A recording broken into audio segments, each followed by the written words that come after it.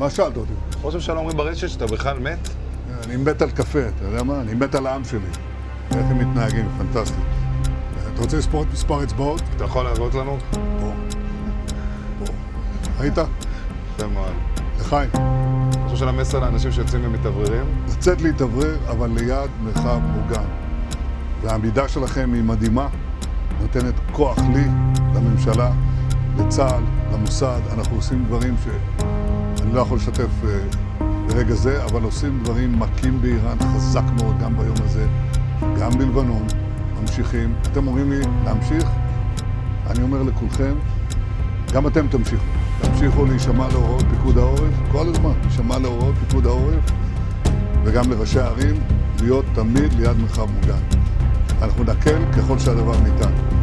ותודה לך על הקפה, הוא מצוין. אני לא יודע לגבי הקלוריה, זה נראה לי מסוכן.